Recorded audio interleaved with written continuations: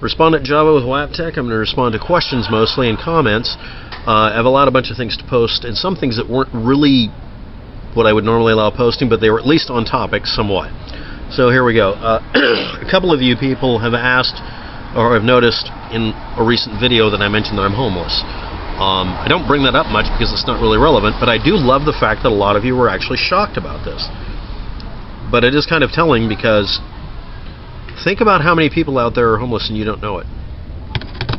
A lot of families out there, you don't know that they're homeless. Because being in that status prevents you from gaining any way out of it. See also the euphemism, inadequate rental history. I don't have an inadequate rental history. The person who told me that was the place that was my rental history for 16 years. If you're homeless for more than 6 months, not in the system and not on the books, you're verboten. My only hope is to find some place that's cheap, and we'll have a rule that says we won't look for an excuse to throw you out even though you're paying the rent. If I pay the rent on time, there should be no reason to throw me out. But I live in one of those right to work and right to kick you out states. Next. I'm sorry to hear you're homeless. Where do you sleep or work? I'm a computer consultant by day and Batman at night. No, I work wherever I can and whenever I can. I do mostly consulting work. When I was living indoors, I did it as well. So I just go to people's houses and fix things. Being in this condition does get in the way of making money during wintertime because it's much harder to do this when it's cold weather or bad weather. And where I sleep isn't in a vehicle or a shed or anything, which would be an improvement as far as the shed. I live in a tent because I can use alpine grade sleeping equipment to keep myself warm. That's the only thing. I just have to wear warm clothing and sleep in a warm sleeping bag and have an insulating layer between me and the ground, which sucks out your heat and slowly kills you. And there are 3 components to the agony of the winter: cold, wind, and water. And if one of them's missing, I can make it. If they're not missing, I pull over to the side, find a place to tuck in for a couple hours until everything passes or something passes. And the comments are nice here. Someone with your smarts and depth of knowledge should be able to work. I am. That's not the problem. The problem is that people will sit there while I hand them 3 months worth of rent and tell me I won't rent to you because the computer says that you have an inadequate rental history even though you rented here and I'm the one who let you in last time.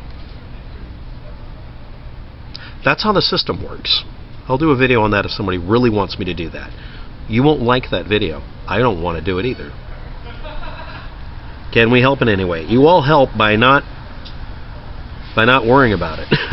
I have family and friends, but not in the area I'm living in, and the areas they live in have an even harder time. Me going from one city to another reduces my ability to have a place to work or live. In this town, I get work once in a while because half the population in northwest Portland recognize me on site as that computer geek. And again, thank you very much for all of you who are shocked about this. That means am I doing it right? Next. How does steel lose magnetic attraction at very high temperatures? The vibration we heat is essentially the vibration of the molecules within their lattice or structure. Eventually the lattice breaks down and they become molten. It has an effect on whether or not each individual element, atom, or molecule can share electrons in some sort of pattern that can become organized. When it's heated, it becomes less organized, and it loses its ability to maintain it by a sort of a chasing its tail effect of the magnetic field is there, therefore it causes the electrons to flow in a pattern, and that reemphasizes it. Also look up hysteresis. This is similar to you having a coil of wire. If it was infinitely conductive or zero resistance, the electrical field would stay continually as long as you didn't drain the energy. That's how superconductors work. That's also how superconductors repel, because the current can keep going.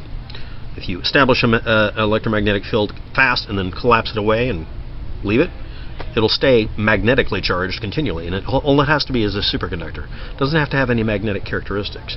This is one of those few phenomena you can test with coils of wire and batteries and light bulbs and other, little big scientist stuff, and confirm this to yourselves. That's the neat thing about it. The heating of it essentially acts like it's breaking the wires so the magnetic field fails. Alex Jones saying FBI exposes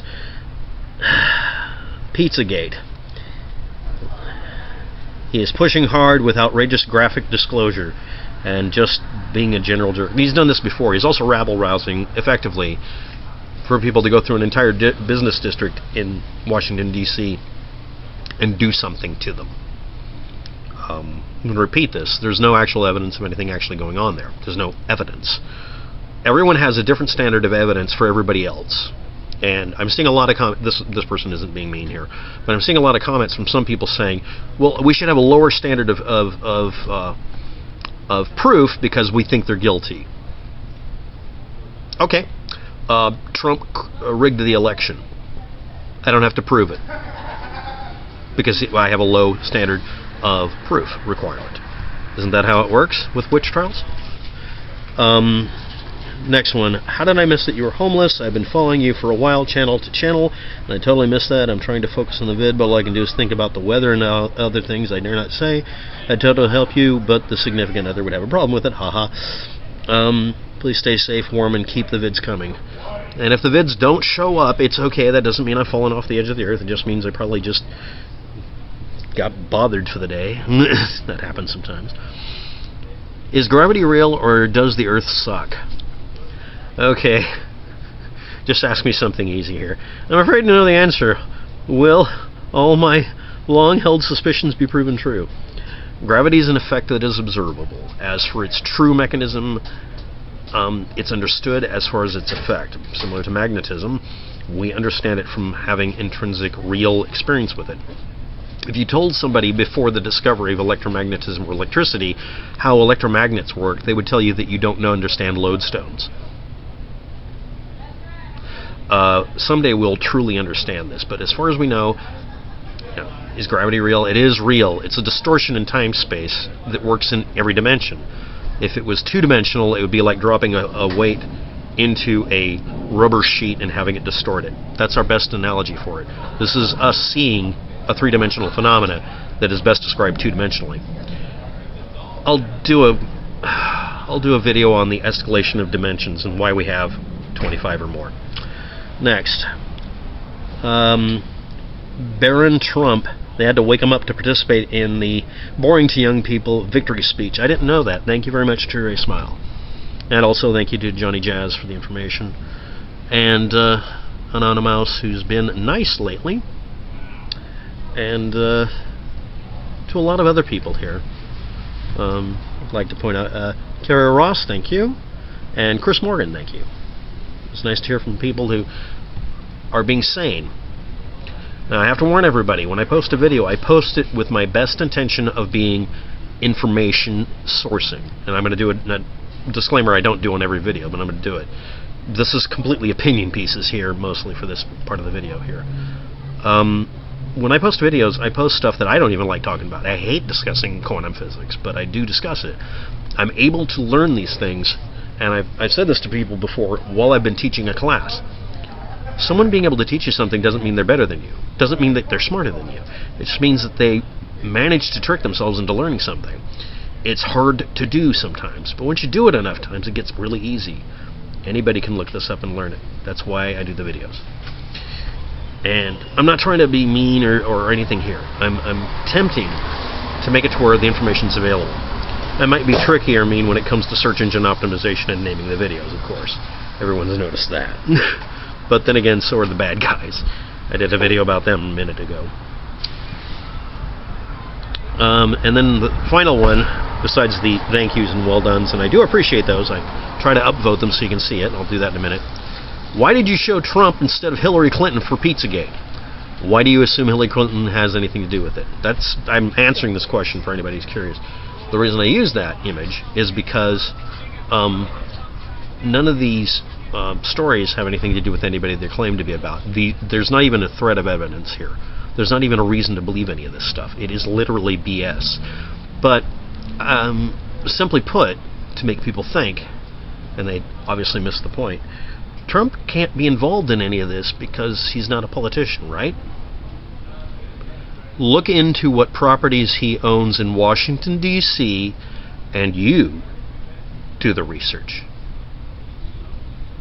You know, like all the truthers out there say, look, do your own research. Okay, well, everybody out there who's pro-Trump, do your research. Try to prove that he's involved in Pizzagate. I'm not kidding. It's a good exercise. Don't try to prove he isn't. Actually try to do the same amount of effort. The same long-reaching stuff, such as the Illuminati card game, which is designed to make fun of conspiracy theorists. Having a picture of a pizza. Maybe I'll use that in the title along with Trump's name to get their attention. Maybe they'll wait to the 10-minute mark and hear this. Now, the information on why you do that. If I'm trying to prove this table's here, one of the other things I try to do is find everything that would disprove it. Falsifiability. This would be a good exercise. You might find that you can't falsify Trump being involved either.